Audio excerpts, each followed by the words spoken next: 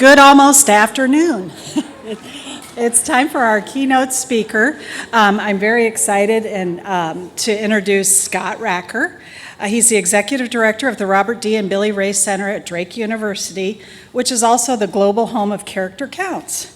If you've had a child or a grandchild in school or have been paying attention the last 26 years or so, I'll bet you can name the 6 pillars of character: trustworthiness, respect, responsibility, fairness, caring, and citizenship. Have we all heard these before? Yeah. Well, this is the guy. To help you remember, you can use the acronym TERRIFIC, TRRFCC. These core ethical values are important to all of us in our daily lives. The Ray Center's mission, and Scott's, is to improve civility through character development and ethical leadership. Scott has recently been working with Food Bank of Iowa and many others in central Iowa to address the ongoing challenge of food insecurity and how we can best support our neighbors facing hunger. This past week, you may have read about Scott's latest challenge to elevate civility in campaigns and local elections. We can all use some of that, so yes. Yeah, we're here to support you, Scott. If he can tackle that, I know he has valuable strategies that we can apply in our daily work too. Scott has served in the Iowa legislature for 14 years and is an active civic volunteer on boards and foundations throughout the metro. He is a graduate of Grinnell College and a certified character development specialist and corporate ethics trainer through the Josephson Institute of Ethics.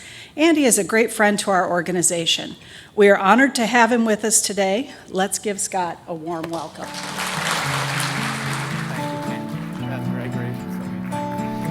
Thank Tammy. That was one of those introductions you hope to live up to in life. And I really am honored to be with you. I'm a walker, so I got to get my clicker here because I'm going to walk and talk to you a little bit. I appreciate the applause. I found it fascinating, We're here to talk about character, ethical leadership, civility, but the applause line comes from working with civility in local campaigns and elections. And we kind of chuckle about that, like, yeah, right? Okay, but I want to challenge you to think about this. I'm going to make just a quick analogy here, right? So we've got hungry Iowans. We know that.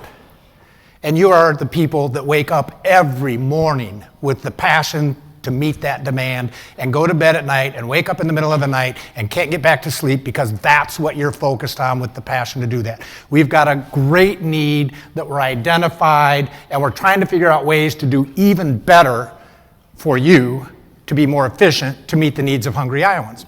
And if we do that, wow, what an accomplishment for all of us in our community, right? Think of the things that come from not having hungry people. What do school-age kids look like? What do single parents look like working 3 jobs that are not sure where think of what the world looks like with that, all right? What does our world, just in our local communities, look like if we can become the place where you can run for public office being positive and proactive about who you are and what you want to do without tearing down, demeaning, misrepresenting, altering facts around other people? I think people would flock here if this was a place that we did not have hungry people and that we had positive campaigns. And when we look at attraction, retention, and just having great quality of life, what if we could do those 2 things? Those are like 2 really heavy lifts, right? One of them, you are the people making happen. And I'll talk a little bit today about my most recent engagement into that. The other is a lift that's a big lift. There's a lot of work that's being done around campaigning and civility. And I will tell you, we hosted the first ever National Summit on Civility for Local Government last December with the National League of Cities. We had over 400 participants from 30 states. We're doing a lot of work in governance, the action of public service. No one is addressing civility in campaigning. We're the first place in the country to start that conversation. And so I appreciate kind of the chuckle, but I want you to know this: the accountability for civility in campaigning is us, an informed public and the voters. And when we start making choices based on that type of thing, we'll see changes. So that's enough on that. That was a freebie. Not even thought of what I was going to talk about till I heard it in the introduction and you chuckled about it. So I do want to share a little bit about our work and how did I come to be in front of you today. So I'm thrilled and honored and privileged to have the opportunity to be the executive director of the Robert D. and Billie Ray Center at Drake University. Founded by former Governor Ray in 1997, coming out of the Iowa Sesquicentennial, with a mission to recognize, enhance, and sustain the positive qualities of Iowans in order to promote civility through character development and ethical leadership. That's a lot of words. This is what it means. When we operate in our individual lives and collectively with good character competencies and ethical leadership, one of the outcomes of that is a heightened level of civility. Now, civility, I want to at least give you the context of what we're talking about. Civility does include, as a floor, kindness, niceness, decorum, respect, decency. Those are all elements of civility, but we're not driving to the, hey, let's just all hug it out and be happy. Our world is full of hard and significant challenges. True civility is our ability to disagree without being disagreeable. True civility is to coach up that team member that's not getting what you want out of them in a positive and productive way rather than a polarizing way. True civility is to have hard conversations, to seek at least understanding, if not resolution, of the challenges before us. And that's what we work on. So how do I end up before you today to talk about character and ethical leadership related to food insecurity and how do we address those? And it really is about, for me, culture shaping. We shape the culture and the culture shapes the character. I'm in front of you today quite candidly because in our community, the metro regional area, and while the food bank has over 700 partners spread out all over, and you are familiar with all of the challenges you're dealing with, we were asked to help facilitate a conversation initially with the Food Bank of Iowa and DMARC about resolution of some challenges that they had, which led to agreements on food rescue with DMARC. It led to distribution standards and a commitment of how they're going to work better together. Both Michelle and Matt stood on the Ray Center atrium floor and talked about the two of them working together to build a legacy, not for themselves, but of the two organizations to meet the needs of the hungry neighbor. And that by establishing that, a next step is a community-wide conversation about how do we do that. And that's why I love bringing in Governor Ray to this. Governor Ray was a big picture thinker. Governor Ray would be not about, you have to figure out the food distribution. I get that. You got to figure out what goes on what shelf where and how you direct people and greet people, all of those things, the details of the day. But I hope every one of those little details you are thinking about, my role today is to help resolve feeding our hungry neighbor. And I love that language because I'll tell you, before January of this year, you know what I knew about food insecurity? I remember the times when I was in college and out of college I was hungry, which was not like the devastating hungry, all right? I do remember that. But what I remember is when our kids were in school doing the can drives and the food drives at our schools, our church helped found the Urbandale Pantry. We've been very engaged with that. You'll be at the grocery store, you're throwing a few extra cans of this or a few extra boxes of that. That's my engagement, right? And then I got involved in these conversations and I learned things that I was astounded about. 700 plus partner organizations with the Food Bank of Iowa. What is it, 13, 15 million meals? Something like that? I know Michelle gave you probably all those numbers. Here's the one that got my attention. How about last year when the federal government sunset came on the CARES Act? In April in Iowa, the impact was monthly a reduction of $22 million of previous SNAP benefits. Think about that. I mean, that's a huge number across our state, that people that had a benefit, they could go to the store and get what they needed, and guess who felt the pain of them not getting that benefit? All of you, right? Increased need and utilization. Food pantries, food banks, the network set up to help those in most critical need. And when it was originally set up, it was about the opportunity to help those in the short term. House fire, lost my job, spouses passed away, challenges within my work, anything. Now, the food insecurity is so broad that what you do, I've learned, is not just that immediate emergency, right? You're part of the supplemental stream of what people are putting on their tables. And when you've got COVID, and kids can't go to school and have their breakfast or their lunch, and then you got schools trying to do backpacks out of cars for people to drive by and get them, and now you've expanded the school pantries. Now I'm starting to understand more the very complex nature of what you are all involved with. And if you hear nothing else from me today, please hear this. Thank you. I appreciate you. I appreciate what you do for our community to go after one of what I think is our most challenging and significant issues that we're facing. You've seen the statistics, you know the numbers. The challenge also for us is there's more than just this challenge. There's mental health challenges, there's gun violence challenges. We've got a lot of challenges. A lot of challenges, though, relate back to what? Food. When you're food insecure, you make choices and decisions that you might not make if you're not food insecure. That's why I talk about culture shaping. We shape the culture, and the culture shapes the character. I'll give you an example, an analogy of culture shaping that I like to talk about. I drove out here from Drake, where my office is. I'm a speed limit driver. I grew up that way.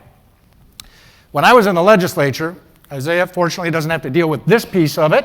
When I was in the legislature, every year the Des Moines Register printed a listing of every representative and senator and the speeding tickets that they received. So if you didn't grow up as a speed limit driver, that in and of itself might have been a motivator, right? You didn't want to read that in the paper. And now in today's environment, somebody, of course, would use that against you. I grew up with kids in the back seat, and this is what I believe when it comes to speeding is an issue. It can be a life-threatening issue for people. Here's what I think. When you give the car keys to a 16-year-old and you tell them to what? Drive the speed limit, and they've gone through driver's ed and they tell them to drive the speed limit, do you know what they're going to do? They're going to do what they have observed you doing from the back seat of the car for the last 10 years. And if you're driving 10 miles over the speed limit on the interstate, they're going to say, hey, my dad, who I trust and respect, my mom, who I trust and respect, they drive 10 miles over, and I know my reflexes are much better than theirs. I might drive 12 miles over. And that caught my attention too. My point is, I drove out here, and from Drake to here, because I knew I was going to mention this, from Drake to here, I passed 2 cars and 1 truck with a trailer. I was passed by 72 cars before I got to the turnoff on the 80. All right? Those same people will get off in Urbandale, Iowa, where I live. Aurora Avenue is 25, and people drive 25 miles on Aurora Avenue if you live there. Why is that? It's the same people. I'll drive 8 miles over on the interstate, I get off and I drive 25. And I don't think it's consciously them saying, well, I'll be out here breaking the law, and here I won't break the law. It's culture shapes. They have the same character. Their character doesn't change, but the culture shapes the character. Here's the culture fulcrum. Driving between downtown and here, I would not have probably seen anybody get stopped for driving 8 or 9 miles over. You drive on Aurora at 27, they will stop you. The Urbandale police run radar every day at 2 locations. It does have a high school with a lot of young, fast drivers. They'll stop you at 27. The other fulcrum is this. Less likely people are going to be walking across the interstate. On Aurora, 4-lane road, we have 2 elementary schools, 2 parks, a lake, a middle school, 3 churches, and a high school. And a lot of people walking with dogs and strollers, walking across the street. So the opportunity to harm others, greater on Aurora than here. The culture shapes the character. Now I'm giving you this as an analogy to think about your work and what you do. Because everything I'm going to bring to you today is based on my passion for character competencies and ethical leaderships, skills, and what I've observed and witnessed by coming into your pantries, many of yours, and talking to you and observing things in the last 5 months. And I'm going to bring you things that I think can help you hopefully identify, yeah, that's me. I'm doing a pretty good job. So let's uplift the positive in what you're already doing. So I want there to be some inspiration and motivation today, I hope, for you. You're doing great work here, and I hope you know that every morning when you wake up and you're inspired by it. And the second is I want to give you some tools and strategies that might help equip you to face off the challenges you've got. So what we're really trying to think about is, as I've gone through this work the last 5 months, I have stayed focused on this mantra that I've heard about feeding our hungry neighbor. All the other details are details, but if we keep the big picture, there's not a person in this room that if you said, do you think we should feed our hungry neighbor? I'd go out, you could do a survey of anybody in the casino and say, we got hungry neighbors, should we feed them? They will tell you yes. Okay, how do we move that big picture vision into action? That's how we start and mobilize a movement, and many of you are part of that. I want to show you a video of how you might start a movement.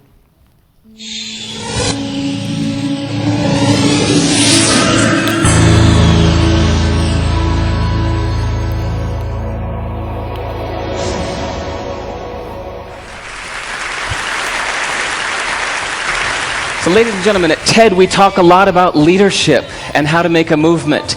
So let's watch a movement happen, start to finish, in under 3 minutes and dissect some lessons from it. First, of course you know, a leader needs the guts to stand out and be ridiculed. But what he's doing is so easy to follow. So here's his first follower with a crucial role. He's going to show everyone else how to follow. Now notice that the leader embraces him as an equal. So now it's not about the leader anymore, it's about them, plural. Now there he is calling to his friends. Now if you notice that the first follower is actually an underestimated form of leadership in itself. It takes guts to stand out like that. The first follower is what transforms a lone nut into a leader.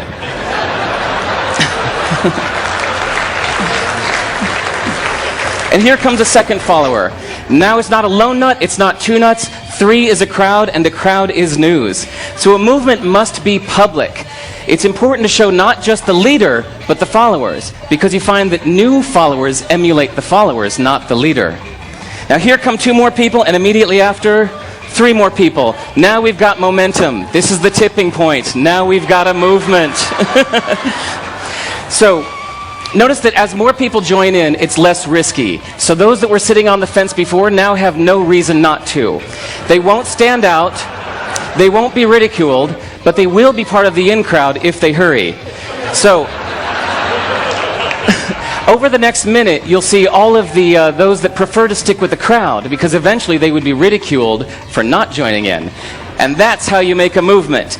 But let's recap some lessons from this. So first, if you are the type, like the shirtless dancing guy, that is standing alone, remember the importance of nurturing your first few followers as equals. So it's clearly about the movement, not you. Okay, but we might have missed the real lesson here. The biggest lesson, if you noticed, did you catch it? Is that leadership is over-glorified. That yes, it was the shirtless guy was first, and he'll get all the credit, but it was really the first follower that transformed the lone nut into a leader. So as we're told that we should all be leaders, that would be really ineffective. If you really care about starting a movement, have the courage to follow and show others how to follow. And when you find a lone nut doing something great, have the guts to be the first one to stand up and join in. And what a perfect place to do that at TED. Thanks.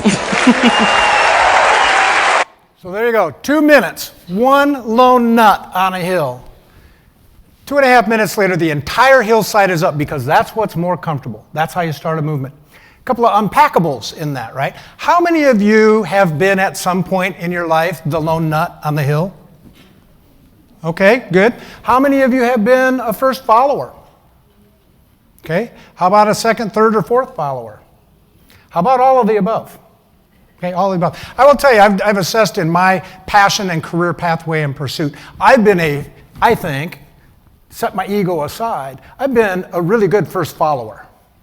Governor Ray's vision was change the face of society and positively impact our communities by enhancing civility through character development. I came along and said I'd help get that started for a couple of years. 26 years later, I'm thinking, how do you start a movement who's the lone nut that's going to run a positive and proactive campaign in the face of adversity and people telling otherwise? Ask Isaiah Knox about that. Because there are people doing these things. And there are first followers. So think of your food insecurity. Think of the work you're doing every day.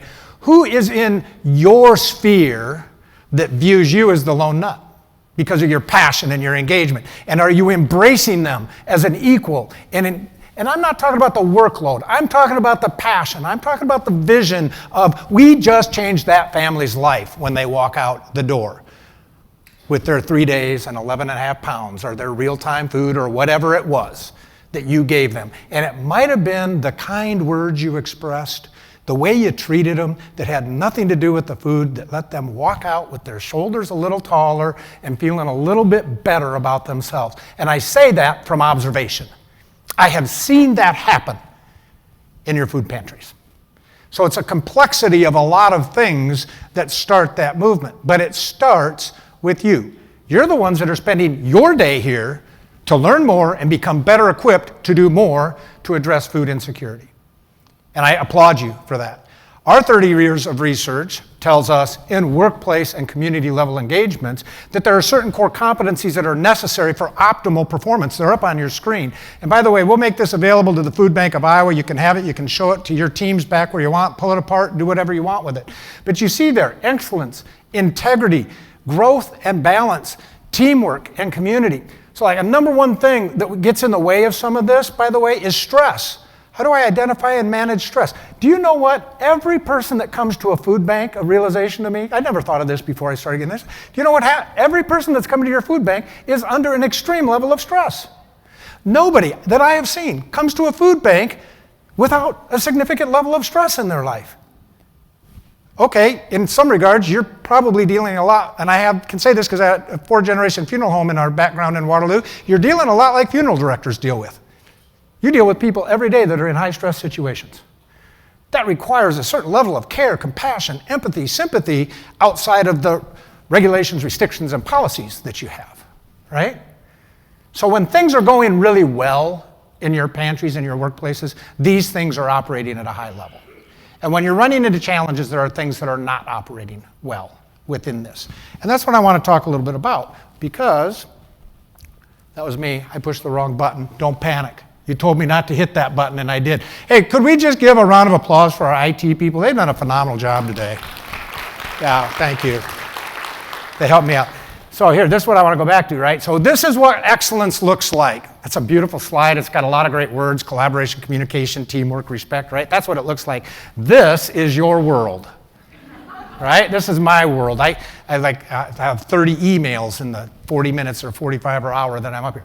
But does your truck look like this today? Like so many things on it? And then we add this stuff, right? Now we've got reduced SNAP benefits. Oh, that's going to impact us. Well, how about economic uncertainty?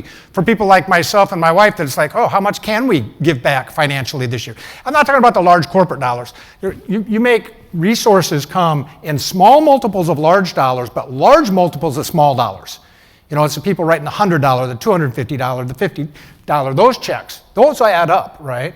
So there's economic uncertainty. And then we've got inflation on top of this. Oh, and the transportation costs. I had to put that on there with this slide because somebody's got to drive that truck with the sticks. And how many days have you come into your job, maybe, and you're like that poor cow on the lower right side of the screen that's about to be crushed by the inability of others to do their work right and well? It's this slide. I love this slide. Have you ever seen this at your pantry? This is where you left the afternoon before and everything was great and set up, and you come in the next day and it's like, what happened? And I look at this as a leadership, this is a management, this is a teamwork issue. Somebody directed somebody to move those boxes from one place to another place, and the person that was in charge of loading the boxes did their job. I loaded the boxes on the cart, I'm done, I feel good about it. And I think this is what you're probably all very good at. What I've observed you're good at. You put these fires out. You get those boxes down and you get them where you need to be. The real challenge in leadership is also taking the time to say, how did this happen? And what do we do to avoid this from happening again? And what role do I play in that? That's what I want to challenge you a little bit to think about. So I can't give a presentation like this without bringing in the 6 pillars of character. And I want to give you a little lens of these 6 pillars of character, because we talk a lot about them with youth and parenting and education and you serving organizations. It's absolutely correct. That's what we do. But these never go away. These are life skills. These are things you want more of rather than less of in your life.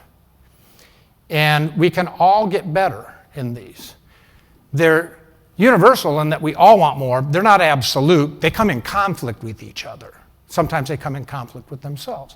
When we talk about the 6 pillars, and I want to talk about them in your work, I want you to think of some of the core competencies. Whenever we talk about them, it's very important you understand this is about I and action. We are not the character police, nor are you. This is about what can I, Scott Raecker, do today to act in a capacity worthy of trust. What can I do to treat people with respect, regardless of how they treat me, what their circumstances are, what they believe in, what they might have done to me? How am I responsible and accountable for the choices I make and the consequences that come from those choices? What can I do in my decision-making to be fair and equitable in the impact of my choices? Can I demonstrate a caring heart, and can I be a good citizen? That's what this looks like. So while yes, we should work with our youth on this, we should think about these things ourselves. Trustworthiness, the competency of trustworthiness, deals with core components of honesty, integrity, loyalty, and promise keeping. Keeping our word to others, which is also a part of integrity. So I love to fish. Anybody in here like to fish? See, we're getting fewer and fewer fisher people. All right, this is a big fish. This happens to be at Piney Ranch Lake. It's a glacier lake at the base of the Gore Range just outside of Vail, Colorado, where I lived for several years. I met my wife from Jewel, Iowa out there. We were out there with our high school age children in Piney Lake in a canoe with my 2 children, and that is a big trout. Like, I did not get it measured to record. That could almost be a record trout. It's that big a trout. You just don't get trouts like this. So I get this trout, I get it into the boat. I am so excited. As you can see, that's a smiley Scott Raecker. And I have my high school age daughter take my picture so I can show people this picture of this trout. And then I put the trout back in the water. And my daughter says, "Dad, what are you going to do with that picture?" I said, "I'm going to talk to people about that picture." She said, "Why would you possibly talk to people about that picture?" I said, "Because that's a great fish story, and everybody's got fish stories." Now, everything I told you is true. Everything I told you is true about that experience. I left out one piece of information that might have had an impact on how you view the story. Would you like to know what that is? Anybody guess? That trout was belly up with a lure on the other side of its mouth. The line had snapped. It was not alive, and I pulled it to the canoe with a paddle. I lifted it out of the water and got my picture with it, and I put it back in the water. Because my daughter's question was, "Dad, what are you going to do with that? You don't have a fishing pole. You don't even have a fishing license." Here's my point. When we talk about trustworthiness, we know in our hearts, what does it mean to act in a capacity worthy of trust? I'm not going to knowingly deceive you, which means I also don't exaggerate information, and I don't withhold information that might be important for you to know. Now, the fact of whether I caught that as a live fish or not is not necessarily significant. If I put it in the Des Moines Register as a great catch, then it's kind of like that's insignificant. One time I gave this little talk of this piece, and a woman came up to me afterwards and said, "That's it." And I said, "What's it?" She said, "I've been so frustrated with my daughter. She asked me if she could go to McDonald's." This is an Urbandale Chamber event. She asked if she could go to McDonald's. I said, "Yes." I called her 45 minutes later. I said, "I need you home to take care of your younger sibling." She said, "When?" I said, "Now." She said, "Well, I can't." And she said, "Why can't you?" She said, "Because I'm at the McDonald's in Indianola." Just happened to leave that part of the question out, right? So think about your work environment. What does trustworthiness look like in your work environment? Now, I do want to talk, like we all have fish stories. So I'd ask you, what's your fish story? Is it good enough to stand on a stage and tell to 140 people? That's just a disclaimer. We talk about integrity a lot in our work. A quick hitter on this, and I will send out to you, Annette, that I can send out to everybody, not only the PowerPoint, but an article called "With Integrity, Without It, Nothing Works." And there's a couple of key points in this. One is it talks about integrity as like gravity. It just is. Like I can demonstrate different levels of respect to you, but I either show up prepared today or I don't, right? I can't fake through that. Integrity just is. And it's a really interesting concept when you think about that and reflect on yourself. Now, integrity also deals with ourself. I've tended to look historically at integrity as that relational issue. I said I'm going to show up prepared. I show up prepared. I'm within integrity. When I tell myself I'm going to eat a healthy diet, drink the right amount of water every day, half your body weight in ounces every day, that's the right amount of water, and get good sleep. And yet when I was in the legislature, I have 2 bags of popcorn, 2 20-ounce Coca-Colas, and a peanut butter sandwich at 11:30, thinking that I'm in integrity with myself. I never looked at that as a lack of integrity, but I was not living up what I knew were good things, right? So it deals with self. It does deal with others, and the challenge that we have in dealing with others is this. When we've got a commitment we can't fulfill, how do you approach that without losing integrity? How do you honor your word? Integrity is rooted in integros, wholeness. So if I've made a commitment to be here at lunch and somebody scheduled me for someplace else at lunch and I can't be 2 places, how do I deal with that and you have these things happen in your work. I said I'd be able to do this by this time, but then these clients came in, these guests came in, we served them, I didn't get time to do that, shelves didn't get restocked, it was a higher priority. You couldn't do both things. How do you do that without, hey, you didn't get your job done? It goes both ways. So we need to think about integrity. But here's the thing I wanted to bring to you about integrity that I've drilled down in looking at the food insecurity system. Integrity deals with systems, processes, and organizations, as well as individuals. Systems, processes, and organizations. And it deals with design, implementation, and use. You design a system for a certain outcome. You implement that system, and then people use it. So you design a system of food insecurity of meeting people's needs in emergency situations, and all of a sudden you find yourself in needing to respond to a system that needs ongoing support, which is different than emergency. So the system that might have been designed 20 years ago is not the system that's going to deliver what we want today because we can't implement it and it's not being used that way. Here's another analogy of this. The unemployment insurance compensation system in every state in our country is built to respond to 10, maybe 15% unemployment at its highest levels. COVID hits, unemployment is now up in the 70s and 80s in some states, and every state representative and senator's office is being plagued with, I need help because the agency can't get me my check. The system was not built to handle it that way. So when you translate this integrity model into the system of food network distribution, how is your pantry designed within a system to meet the needs of our hungry neighbors? How is it being implemented? And how is it being used? One of the biggest challenges there is in working on some issues is, what about people that are going to game the system? If I can come once a month for 3 days of food, what if I go to 5 different pantries and do that? How do we handle that situation? We weren't designed for that. Which, first of all, that's a mindset of scarcity. Why are people concerned about that? Because we might run out of food and the person that only comes once after somebody's been here and 4 other pantries doesn't have enough food. That's a real issue, right? I happen to believe we're a place and a state and a community that if we know what the needs are, we can fulfill that. That's why we need to have conversation around the integrity of the system. Because I think we can meet those needs. Is it easy? No. You're the front line. You're having to deal with these things. But these are the bigger pictures. So I'd look at it in the micro level of what's happening in your pantries and what's happening within the system of distribution, design, implementation, and use. And here's what happens. When we get out of integrity in systems and processes and organizations, people point to people that they're mad at. I'm upset with you don't have what I have. You don't have what I need, rather than understanding there's a system. And unfortunately what that does, I believe, is it drives good people away. It drives really good-hearted volunteers away that are like, yeah, I just can't deal with this anymore. How do you equip your volunteers to deal with the compassion, the respect, all of those things they need? The same true with integrity. So just a quicker on what I'm trying to do here is there's discernment, conscience, competence, and identity with integrity. I would ask you in your workplace to avoid these things. And again, as I said, I'll give you all the information I'm bringing. Have you ever seen anybody game the system? Have you ever seen anybody fan the flame or create the enemy? Yeah, I'd like to tell you, none of this happens in the food insecurity system. Not true. And guess what? They're well-intentioned people. But if we can keep them on the big picture focus, the leadership of the Food Bank of Iowa of supplying a system to meet those needs, I think we can get there. I really do. I wouldn't be standing here today if I didn't believe that. Here's the other thing I would tell you. Don't let ego get in the way.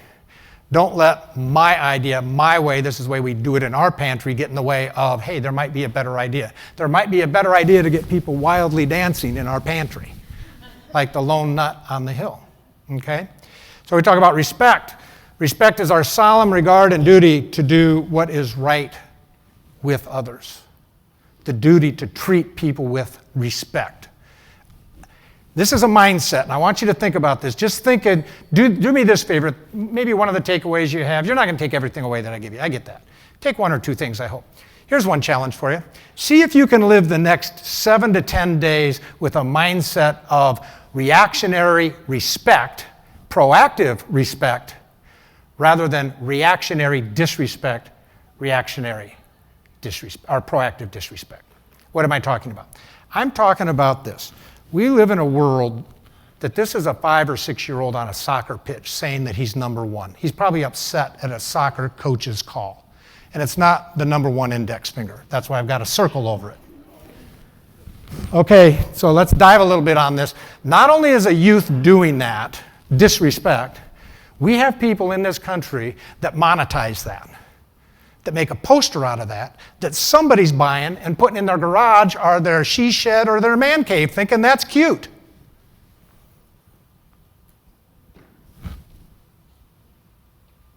Reactionary disrespect. And how does that happen? I say, how does this happen in our world? This is how it happens. This might be that young boy's dad. This is at a South Carolina Clemson football game.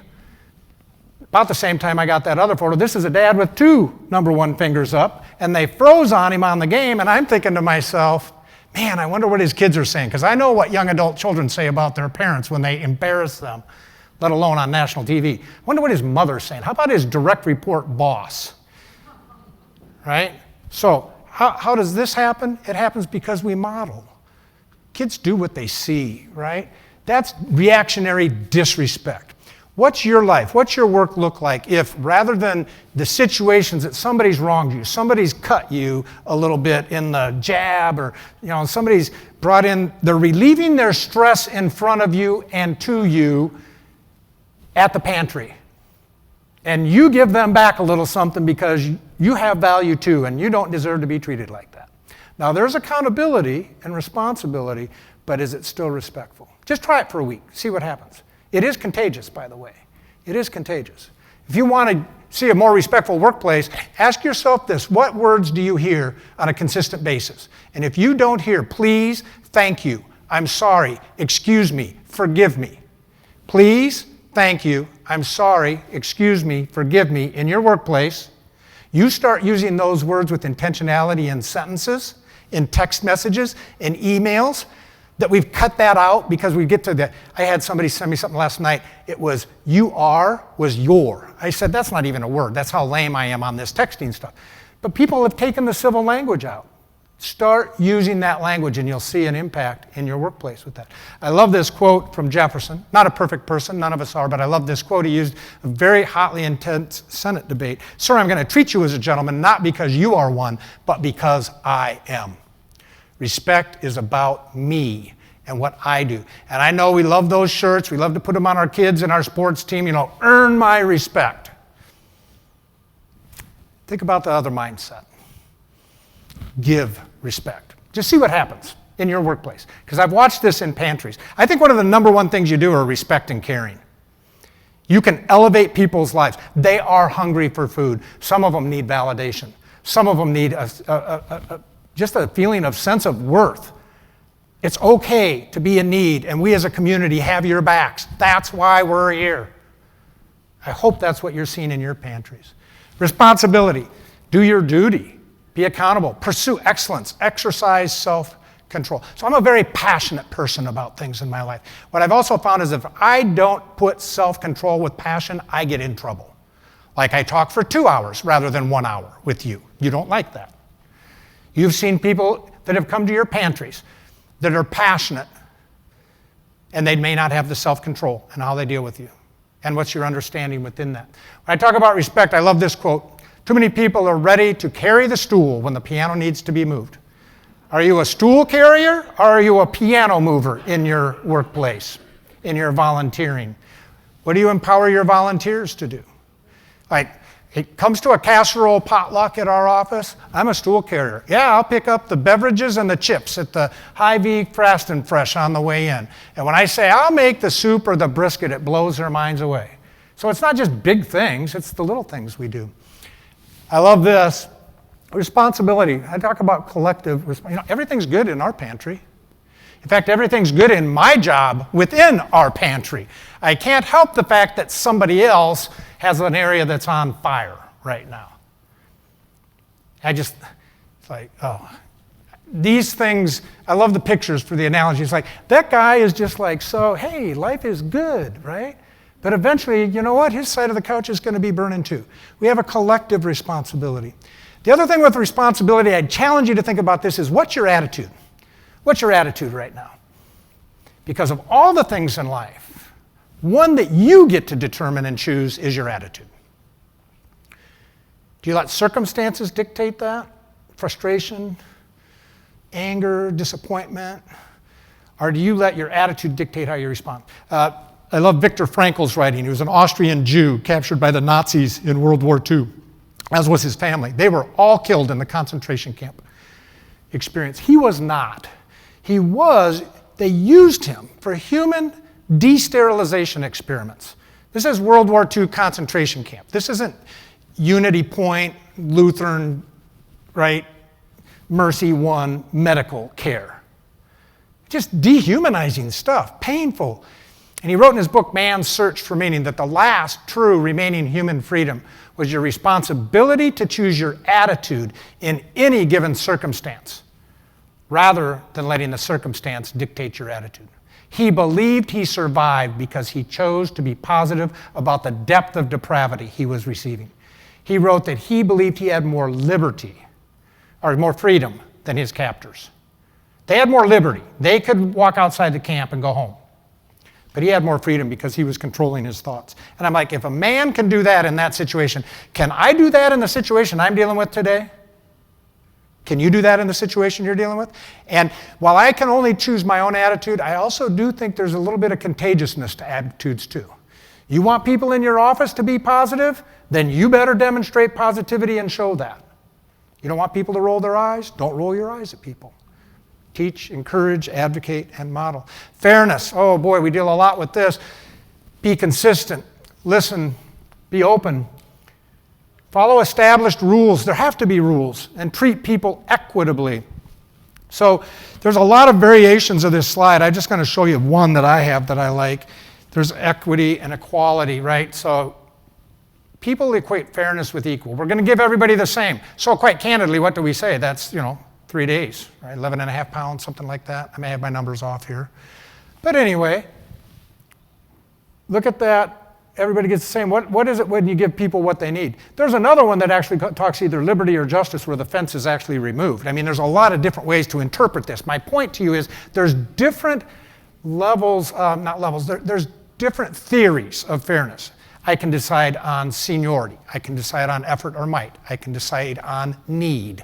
I can decide on equality. I do want everybody to get equal. Hey, we're a state by Constitution, equal education for everybody, right? That's in the Constitution. Yet we have students in our state who have special needs who have one-on-one teaching associates with them. And nobody says that's not fair. Why not? Because the theory is not on equal, the theory is on need.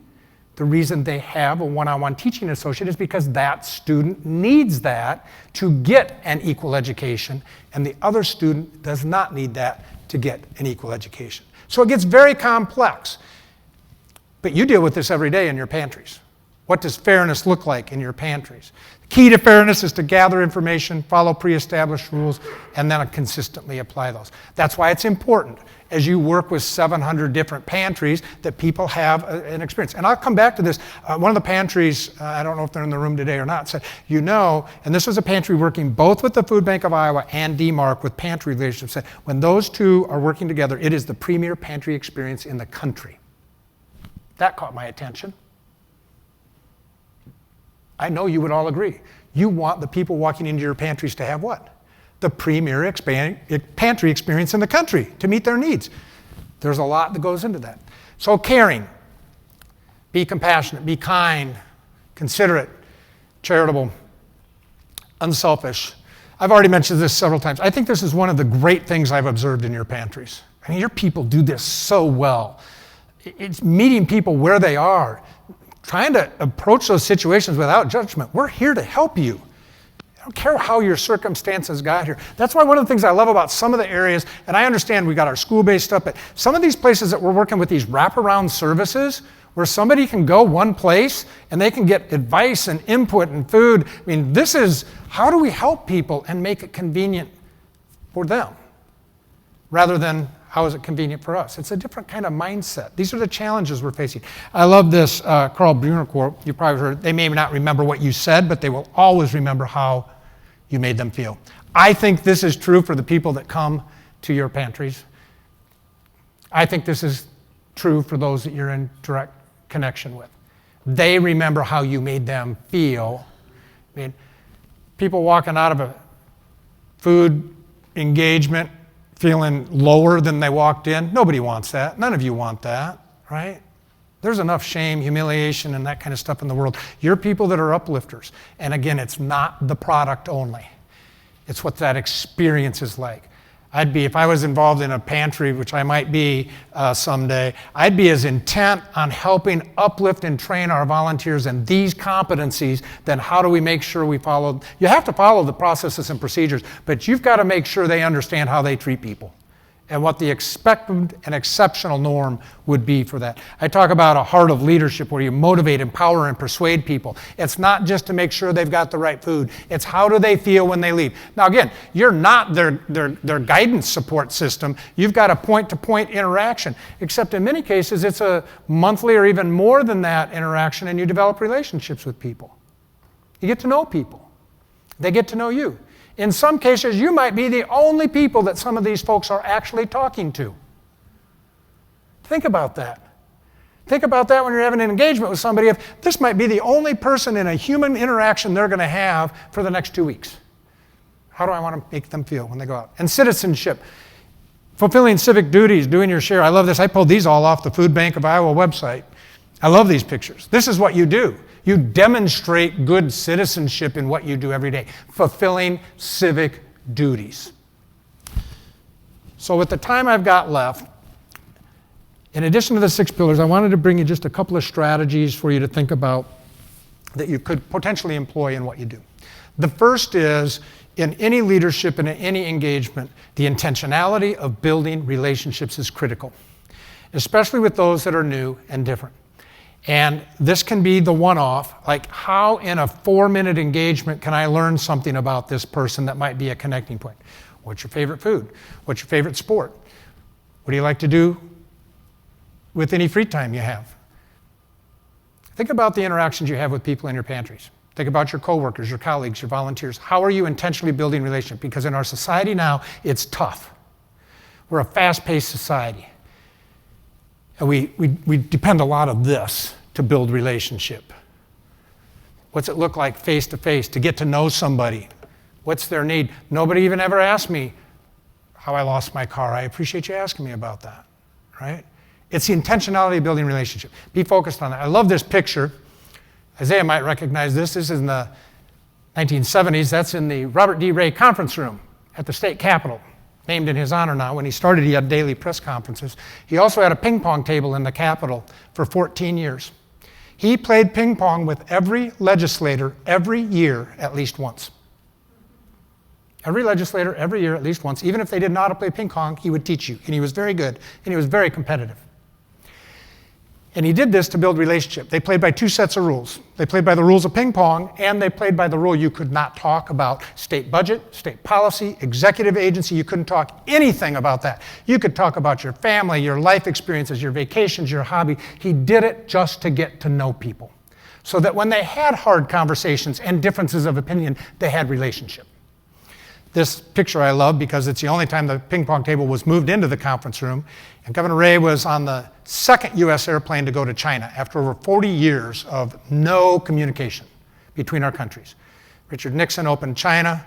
Detente started. The next airplanes that went over were a delegation of governors and their spouses. And Governor Ray invited Chinese officials through the State Department to come to Iowa. So the first time the Chinese sent a delegation to the United States, they went to Washington, D.C., Los Angeles, and in between, they came to Des Moines.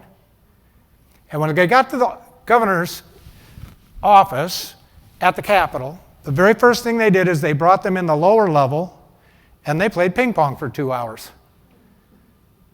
They didn't go to the formal office and sign documents and have all the what's going on. They broke down barriers by playing ping pong.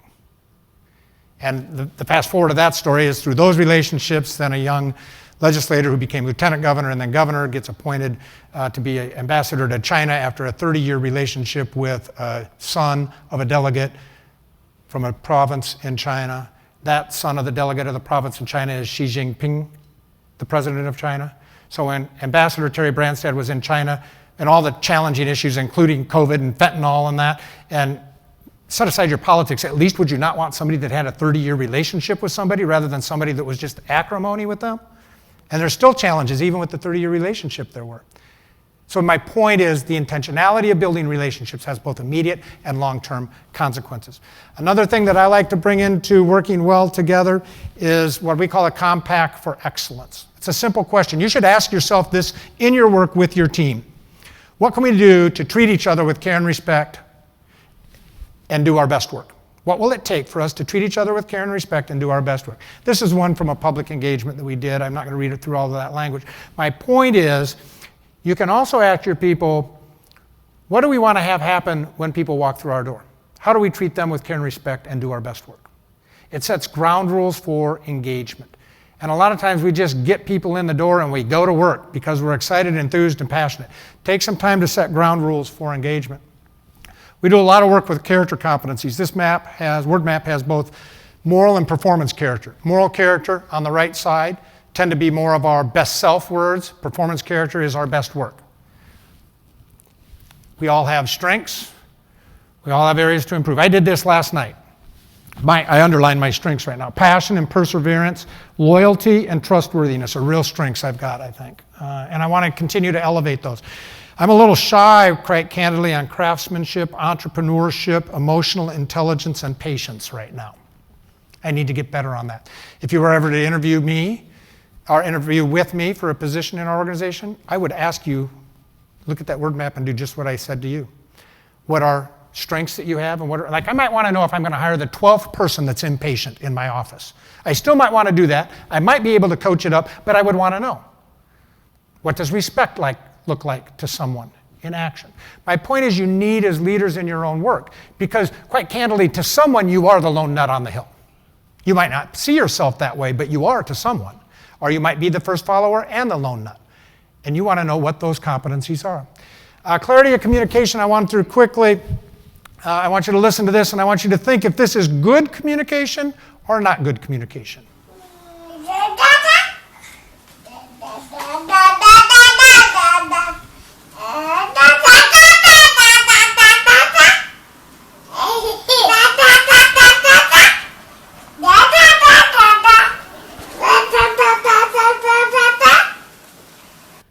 What do you think? Good communication or not? Let's see hands for good communication. All right, how about poor communication? So most of you say good communication, you don't even know the language. Neither do I. But they had eye contact. It appeared there was some clarity going back and forth, maybe some repetition. Is this what you said? Other than maybe the hand in the face, but the other one came down like this. I just ask you to be intentional about communication. There's some communication basics.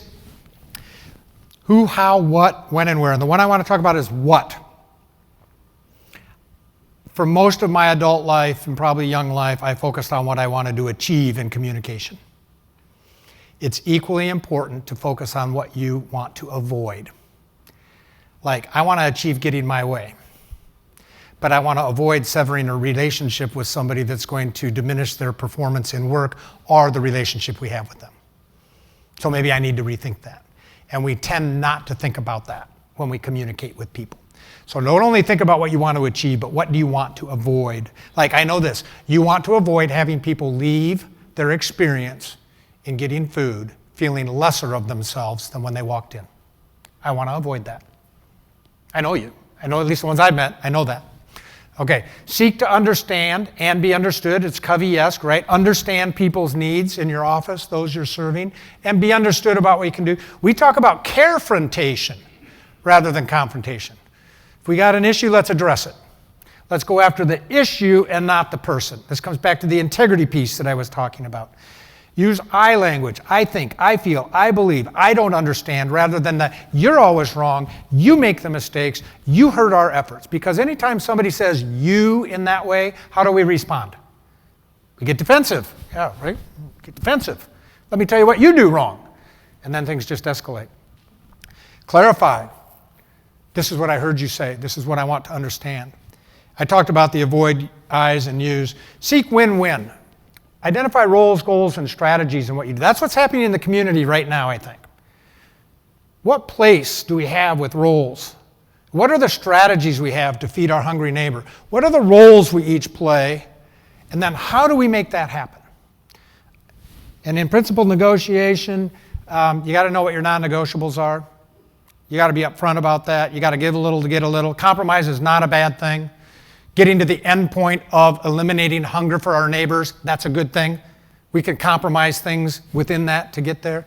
I want, you want, we could.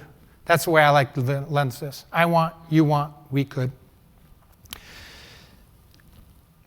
I'm going to stop there because I've been limited on time to 4 minutes and I want to be respectful of your time. This is the last thing I want to tell you. I hope in the keynote that they asked me to bring to you was to take the lens of what I've learned in the last 5 months within food insecurity, give you some hopeful motivation and inspiration and encouragement that you're doing right things well in large regard, and some tools and strategies to think about of things you could do better or differently to work within your environment. What I would ask of you right now, before you move from here to your next session, on your notepad, in your packet, you've invested 55 minutes of time listening to me, and I am honored that you would do that. But it would mean a lot to me personally if you could think through what you've just experienced and write down one thing someplace in your information that you would do better or differently because you heard this 55-minute presentation. Because this is only as valuable if it's like, hey, when I hit the pillow tonight, I'm going to feel good about myself because I'm part of a network that's meeting one of the great challenges of our society today, feeding our hungry neighbor. That's a takeaway maybe. Maybe it's like, I need to think about my communication more. I want to dive deeper into that integrity thing and what does that look like? So I don't know what it might be for you, but if you can't take away from a keynote one thing that inspires you to do something better or differently, then I have failed you. And I don't want to have failed you, so I hope that you can find that. So I thank you for the honor and opportunity, and the last thing I want to tell you is this: stay encouraged. Stay encouraged. You are making a difference in what you do every day, and we as a society need you. And I am here to help uplift that anytime I can. So thank you very much, and I'll turn it over to Tammy. Thank you.